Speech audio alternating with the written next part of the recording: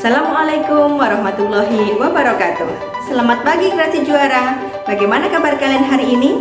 Bu Aulia harap kalian dalam keadaan sehat walafiat dan selalu bersemangat untuk mempelajari hal-hal baru.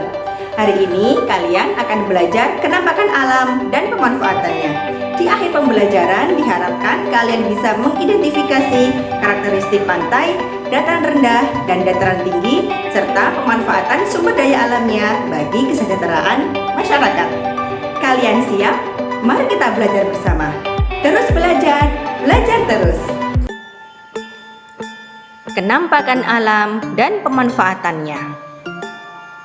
Kalian simak 3 gambar berikut ini. Menurut kalian, gambar apakah ini?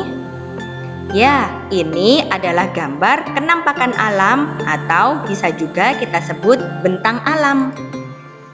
Kenampakan alam atau bentang alam adalah pemandangan alam atau daerah dengan aneka ragam bentuk permukaan bumi, bisa jadi pantai, dataran tinggi, dataran rendah, sawah, sungai, dan lain-lain yang sekaligus merupakan satu kesatuan. Materi kali ini kita berfokus ke pantai, dataran rendah, dan dataran tinggi. 1. Pantai. Pantai adalah daratan yang berbatasan langsung dengan laut. Daerah pantai umumnya landai dan berpasir. Akan tetapi ada pula pantai berupa tebing yang curam.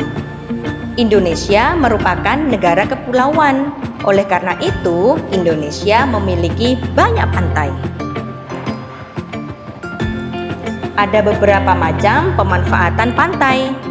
Di antaranya budidaya ikan laut, udang, dan cumi-cumi, budidaya rumput laut, pertanian garam, dan perkebunan kelapa. Pantai juga dimanfaatkan untuk pasar ikan, pelabuhan, dan tempat wisata. Mata pencaharian masyarakat di daerah pantai yaitu nelayan, peternak ikan laut, petani kelapa, petani garam, penjaga pantai, penjual souvenir, dan lain sebagainya. 2. Dataran rendah. Dataran rendah adalah permukaan bumi yang berupa daratan yang luas dan berada pada ketinggian 0 sampai 200 meter di atas permukaan laut. Dataran rendah dimanfaatkan manusia untuk keperluan di berbagai bidang. Yang pertama, pertanian. Contoh hasil pertanian di dataran rendah yaitu padi dan tebu. 2. Peternakan. Contoh hewan ternak di dataran rendah adalah ayam, itik, sapi, kambing, dan air tawar. 3. Perkebunan.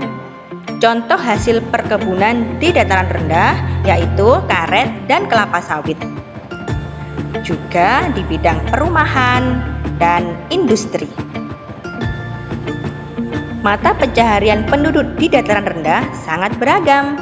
Contohnya petani, peternak, pedagang, pegawai perusahaan, dan pekerja di bidang jasa seperti guru, dokter, perawat, arsitek, tukang bangunan, dan lain-lain. 3. Dataran tinggi. Dataran tinggi adalah permukaan bumi berupa daratan yang luas dan berada pada ketinggian 200 sampai 600 meter di atas permukaan laut. Berikut pemanfaatan dataran tinggi.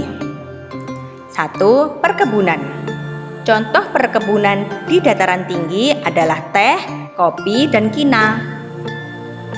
2. Pertanian. Di daerah dataran tinggi yang dibudidayakan biasanya adalah sayur-sayuran. Yang ketiga, peternakan sapi perah. Udara di sekitar dataran tinggi terasa sejuk dan dingin, sehingga sering dimanfaatkan di sektor pariwisata.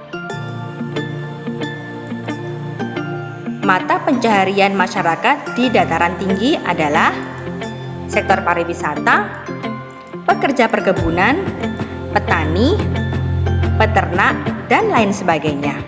Sekarang kalian tahu bahwa kenampakan alam dan sumber dayanya sangat bermanfaat untuk kehidupan kita. Oleh karena itu, kita memiliki hak dan kewajiban dalam memanfaatkan sumber daya alam. Hari ini kita berfokus pada hak dan kewajiban dalam memanfaatkan tumbuhan. Kita memiliki hak dan kewajiban terhadap tumbuhan. Kita berhak memperoleh udara segar dan memanfaatkan tumbuhan untuk memenuhi kebutuhan sehari-hari. Kita juga wajib memanfaatkan tumbuhan dengan bijak dan merawat tanaman dengan cara menyirami dan memberi pupuk secara teratur. Setelah kalian mempelajari tentang alam dan pemanfaatannya, kalian harus mengerjakan tugas mandiri berupa melengkapi tabel tentang kenampakan alam. Tabelnya seperti berikut. Kalian juga bisa melihat tabel ini di buku siswa tema 3 halaman 6. Jika kalian sudah selesai membuat tabelnya, kalian kirim foto tugas kalian ke akun Telegram guru kelas kalian masing-masing ya. Cukup sekian dari Bu Aulia, semoga bermanfaat dan jangan lupa untuk terus belajar dengan bersemangat. Terima kasih. Wassalamualaikum warahmatullahi wabarakatuh.